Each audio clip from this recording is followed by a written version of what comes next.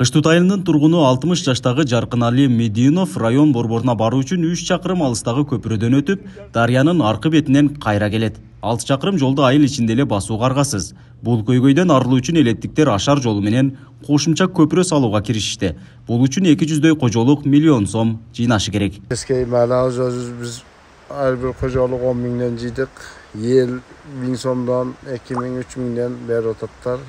Dağılısı çok çoğaltıp başladık ama dağılısı bitirip şunu hiç olsa cengiz maaşını tatılan köprü aklayla otağızak yok. Hayırlı yani halinde baldar bütün Allah'a şükür migrant ol işte bir şallar da aslında. Hani yengin tüyüm muhalıker var kişine Allah'a şükür. Mamlakatga hech kimga qayrilak biz hali yordam so'rab. Endi borsak bekarli vaqtimiz ketadi. O kontor bu kontorga borib bekarli kunimizni o'tkazmay o'zimizning kuchimiz bilan salaveraylik dedik. Biri 1000 so'm beradi, biri 2000 beradi, biri 5000, biri 10000, biri 50000 berem degan baldar var sponsorlar. 100.000 berem degan baldar var. Talada oyoq buyoqda ishlab yurgan baldarimiz var endi, qo'lda var baldar var. Rossiyadan Ekaterinburgdan beri jiyoz o'tadi, xudo xolasa bardыгы. Жаратылыш кырсыктары катталганда айылдын тең жарымы каттамсыз калган учурларда болуп келген. Мындан улам 30 жылдай убакыттан бери жөө жүргүнчүлөр өтүүчү эски көпүрөнү жеңил унаа өткүдөй кылып куруп жатышат. Айылды тең экиге бөлүп турган дарыяга салынып жаткан көпүрөнүн ар тараптуу мааниси чоң дейт айыл башчысы. Көпүрөктүн өтө керектүү жери бул биздин айылдын баягы мына Кыргызстанда альтернатив жол салып аткандай эле альтернатив жолубуз да. Чоң дарыябыз бар. Кирген убакта 5-6 кубка суу көйүп кетет дагы. Мына көпүрөктөрүбүздү алып кеткен учурлар көп болгон.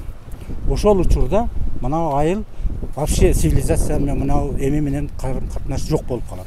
Ошондой убакта өтө зарыл көпүрөк. Дарыяны бөлүп турган чоң дарыя бар, айылды бөлүп турган. Эки бөлүнгөн айыл. Ончо-мунча каттуу суу киргенде токтоп калат. Ошондо муну пайдаланабыз деп пияда көпүрө сап койгонбуз. Yani şunu кичине жок дегенде жеңил машина өтсүн деп көпүрө салдык. Буякта Куштуттун бар ишенген 18 гектар жери бар. Шуга ел каттап турат. Көпүрөнүн кубаттуулугу 5 тоннадан ашуун салмакты көтөрө алгыдай салынууда. Атайын адистерге кайрылып, тиешелүү курулуш нормаларын түздүрүүдө учурда чоң каражат тургандыктан элеттиктер өз алдынча эле кеңешип куруп жатышыптыр.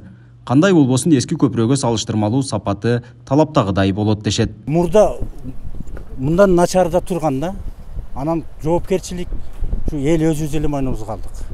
30 жыл турду. Наркы бир 30 жыл турду.